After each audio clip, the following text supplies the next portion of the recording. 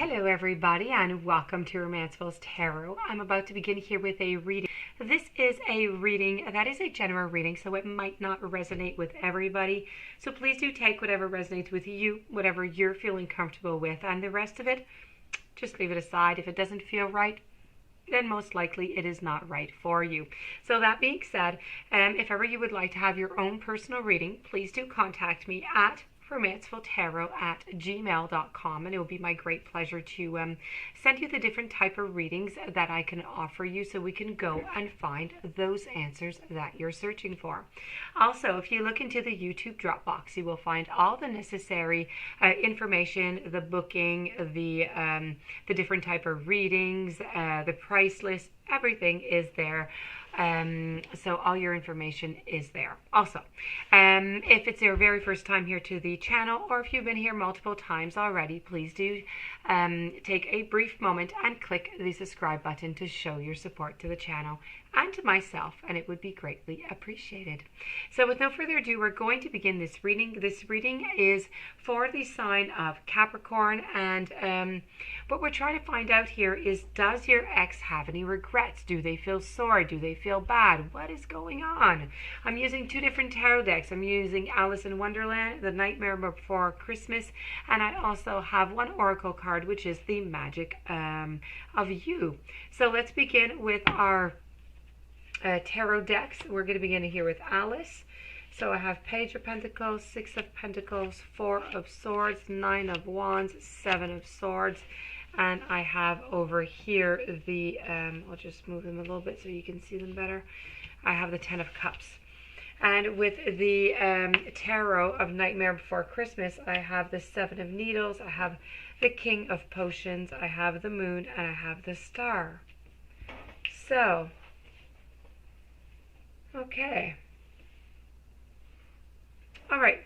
So, quite frankly here, there is a little bit of sadness, but there's not much, okay? You really have to look for it. There's not that much. I do feel as though whatever happened.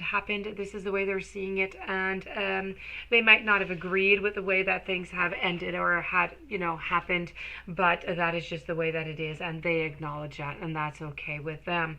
That being said, I'm getting a lot of messages on the actual relationship that you had here. So I feel as though there was some cheating, there was some third parties that got involved into this relationship. I feel like at a certain point, well, two things. I feel like your partner was not emotionally ready. They were not they were just not ready for that type of relationship, and I don't believe they knew from the beginning. Sometimes people know from the very beginning and they just kind of feed out some illusions. I don't believe that this was the case. I really do think that they tried the very best that they could to get into this relationship with you and to keep it like a long-term relationship, but things just took they took a turn. Some things happened. I feel as though maybe between the compromise and the being upset and the just not being onto the same level, not looking for the same thing, it just made them want your partner, well, your ex-partner, to just, put in that last wand into the ground and say, that is it. I am not doing this anymore. I'm not putting these wands into the ground. I'm going to put this very last one, and that is it. So this is really what I feel like what happened. I know that they did consult. They consulted their friends. They tried to figure out exactly what would be best, if there was anything that they could do to stay into the relationship or to make the relationship better. They really thought of it all, okay, before actually leaving. So it wasn't something that was just done spontaneously. So right now I feel as though they are just kind of there relaxing. They're trying to find themselves, and they're trying to understand what went wrong. Why did it go wrong? What did they do? Of course, they're wondering what you did. And this is really just about assessing everything and knowing that at any moment, you could come back and ask these questions and everything would just come right back to him, and would make him feel quite anxious, I do have to say. I feel as though you feel like he or she left just like that, with many pieces of your soul, okay? With your soul, your time. They were like a thief and a knife for you. So they they kind of, they took things that belonged to you, but they did not take them materially. It was all about the inside of you, the inner, your love, your time, everything. This is what you feel like they took and they ran away with. So that is really the situation that I see into the Alice. So yes, I do see a little bit of remorse, but that being said, nothing more than ever really going to make anything of it or anything. I don't think they're ever going to contact you about it, and they would never, ever, ever mention anything about that. That is for sure. When we're going to the Star here into the Nightmare Before Christmas, well, the Star is all about... It's just a moment of feeling confused, of feeling lost, of feeling discouraged. It's a moment of despair. The Star is really just about a comfort and beacon of light. It's trying to trust in yourself. So this is what they're trying to do right now, and it's just trying to find a way out of the fog. It's dreams. They're possible. They're there. Everything is possible, but they need to believe in them again. You need to believe in them again, and they need to believe in them again. So this is really what I'm getting from this card here. Moving over to the Moon. The Moon in itself here, the Moon is really just depicting a little bit the same thing here, but a little bit different. This is a little bit about analyzing complex and confusing situations that they're finding themselves in right now. And it's really about, are things really what they seem to be? Is it really about maybe going underneath the surface, maybe trying to get a little bit more information, doing a little bit of soul searching here? And it's really about listening to their instincts and just going with the truth and doing as best as they can to rebuild their life, and that you should be doing the same thing also on your side. The Needles. Let's go here. The Six of Needles is really about repatching things, putting things back together. It represents a period after a battle where it's just kind of time to just shake hands and to move on.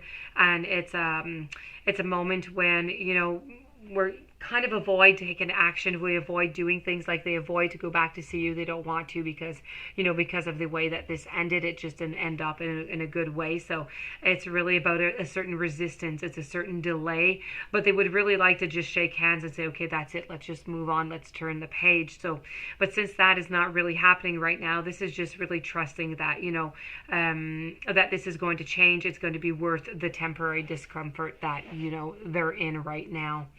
And we finish it up over here with the King of Potions. And the King of Potions can usually do an awful lot of things because, he is the King of Potions here. But this here in reversed is really about being sulky, about gloomy, about brooding. It's really caused by a really big disappointment. So they're just as disappointed into the outcome of their relationship, but they're also disappointed about what they've done. I do believe that they're not quite happy as they are in the state that they are right now by themselves, because I did say that they were cheating, but they're not with anybody. They're single, and I don't think that they're enjoying this as much as they thought they would be enjoying it. So this is really about, they made some sticky little decisions, and now they're kind of just, they're just stuck with it, and that's it. They made some emotional and not too logical decisions, and now they just have to deal with it and, stitch things back up as they can. So that being said, I'm going to tell you a little bit here about the Solitude, which is alone but not lonely. So introspection is the key now, and take time away from others. The answers are within you. You need to explore the concepts of self-nurture, self-value, and self-truth. Are you treating yourself gently, or are you rough and impatient with yourself? Solitude isn't loneliness. It's an opportunity to pause and allow the entire serene universe to wrap its arms around you. It's when you have the space to be hugged by life.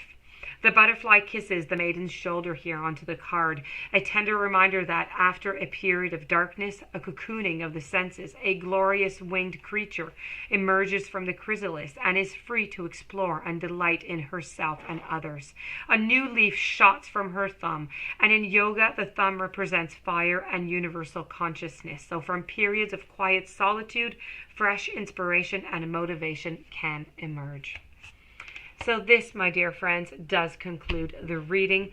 I hope that you did enjoy it. I hope that it made sense. I hope that it resonated. If you would like to have a personal reading, you maybe have some more questions, or maybe it just did not resonate with your situation and you would like to have some answers on how your ex is doing, are they feeling sorry, and so on, please do contact me at romancefulltarot@gmail.com. Please don't forget to subscribe to the channel. Stay tuned for the following readings and have yourself a blessed day. Thank you for being there.